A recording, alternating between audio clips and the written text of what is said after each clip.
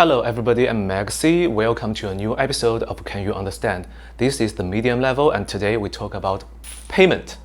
And again, before you start, remember to turn on the English subtitle because I've written the Chinese, the pinyin, and the English translation side by side. Okay, let's get started.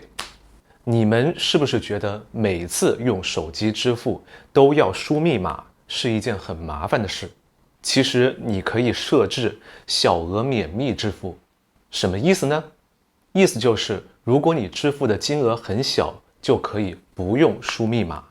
比如，如果你设置100元以下的消费不用密码，那么当你买一杯30元的咖啡的时候，就只需要扫描二维码，不需要输密码，然后就直接支付成功了，方便了不少。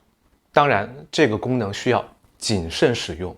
如果你经常让别人来操作你的手机，那么可能就不要用这个功能。除了免密支付，我们还有一个方便的方法叫刷脸支付。比如我用手机支付的时候，就是用刷脸支付，不需要密码，而是把我的脸当作密码。每次支付的时候，手机会扫描我的脸，来确认是我在支付。除了这种刷脸，还有一种刷脸支付。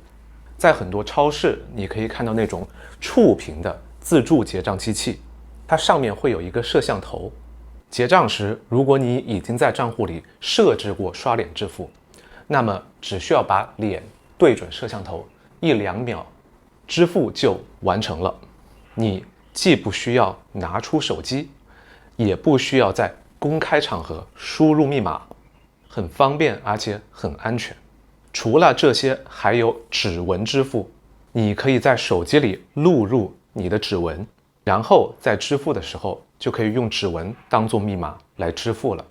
有的 App 里还有手势支付，你可以设置一个特殊的图案来当做密码。这些方法都比数字密码更方便。刚刚这些你听懂了吗？你们平常喜欢用什么方式来支付呢？欢迎来告诉我。Okay, that is today's medium level episode. How much did you get? If this episode is still easy for you, there is an advanced episode. You can try that one. And thank you for watching this far. I'm Maxi. I mostly talk about Mandarin, but sometimes share some fun facts about China. I say that a lot, right? Anyway, hope to see you in the next episode. Bye bye.